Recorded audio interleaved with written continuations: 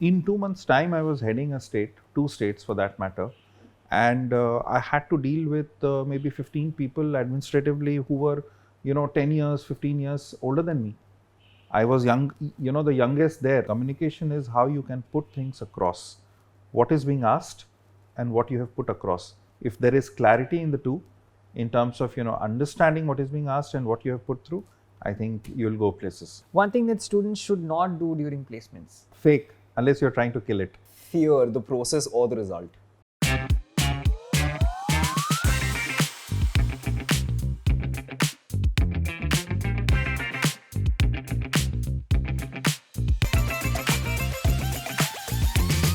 Alright, so here we are with another interesting video for you today, and today I am joined with two people who are poles apart in terms of their age, in terms of their experience, in terms of the life that they have seen. I am talking to IMT Ghaziabad alumni Sidharth Singh here, Hi. who's sitting here, who has graduated probably 10-15 years back.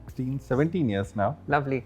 And I have somebody who is just going to graduate from IMT Ghaziabad in some time. So we are going to have this conversation today. We're going to understand what exactly happens when you graduate from an institute like this. What is the life that looks ahead? And definitely a student who is going to graduate, he's going to get some help from this conversation. Welcome both of you to Inside IM. So that we'll start with you. Sure. You said that 16-17 years back, you were at the shoes where Kumar is right now. Correct. What were the times like back then? How different do you see the scenario of today? I still feel that the pressure today, the competition today, the expectation today, which is expected of the generation, how you behave, how, what you should be doing, what you should be, achieving in the next so and so years. I think we had far less of that. And I think it made our job easier in terms of, being cool with it, taking, enjoying the first few years. When I go to campuses today to hire people, I see that kind of pressure in terms of, what they want to do in life. We were also in the placement and there were some times of, pressure. Yeah. But then, it was simply much more now. Do you agree with what you said? We are in a generation where we are constantly being judged on our social media platforms, on what we put out as photographs, on what we put out as our achievements, right? At a time like this, do you feel that pressure? As a person, me personally, no.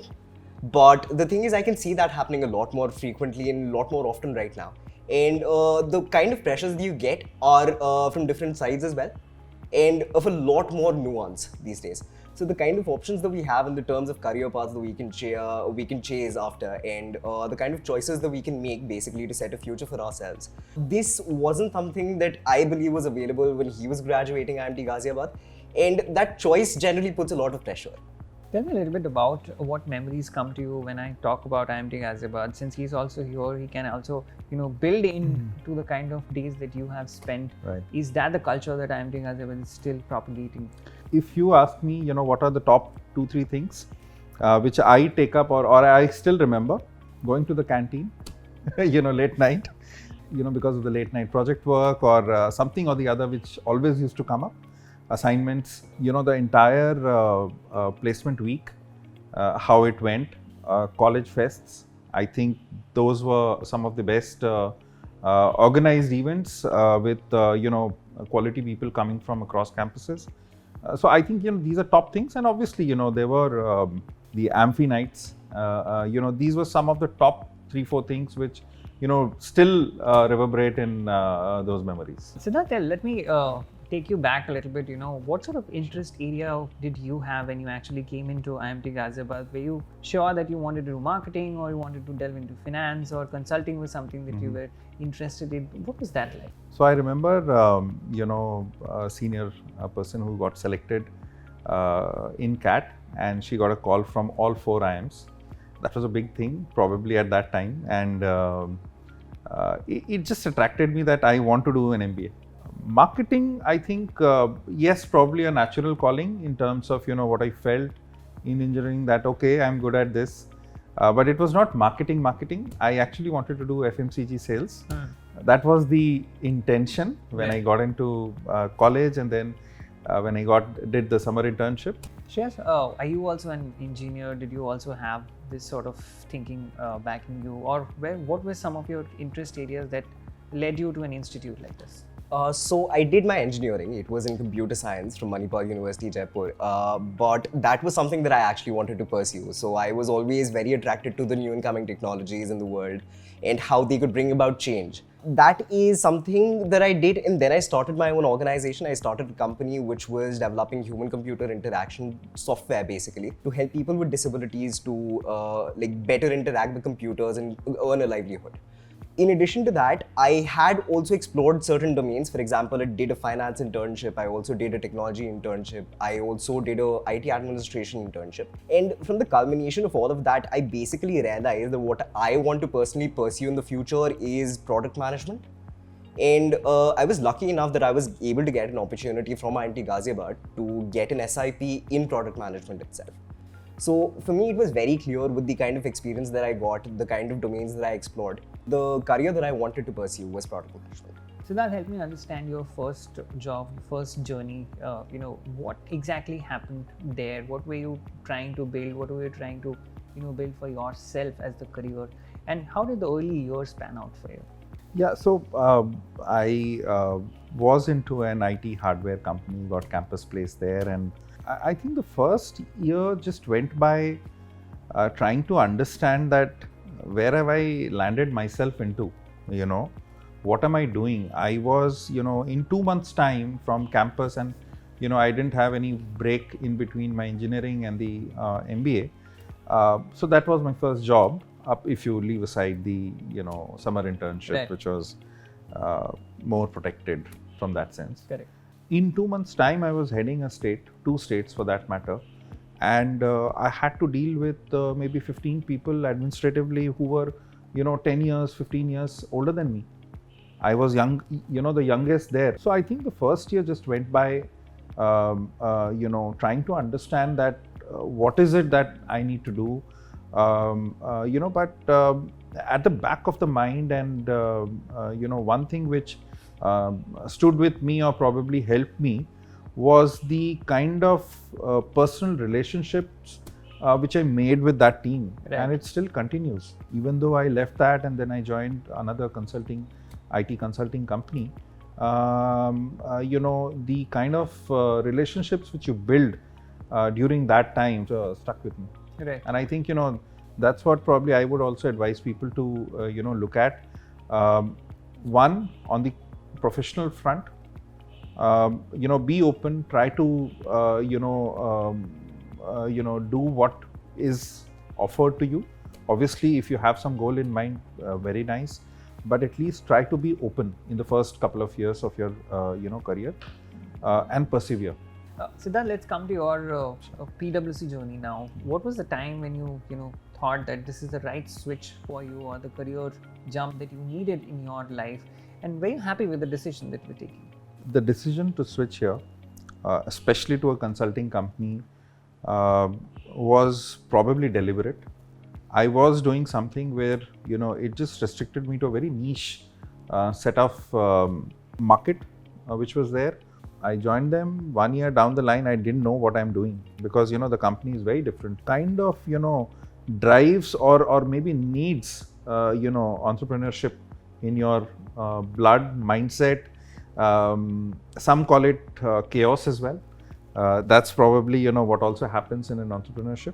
Once you live through it, once you know that you can get motivated by yourself in terms of, doing it, I think it's a great place to work. I'm sure that you must be going to a lot of campuses right now, Mm-hmm. as part of your hiring processes. What are some of the skills that you inherently look at when you're making that hiring choice? So see, skills is something, if you're going for a tech job or going for a specific cybersecurity job or a risk consulting job, you know what to look at. Right. You're going to a computers department, or you're going to a particular branch of engineering, something like that. So skill is something which, I'll not say a skill, at least the bent of mind and the way, probably it will be far easier for the person who is studying that to grasp what is going to happen in the near future in the job.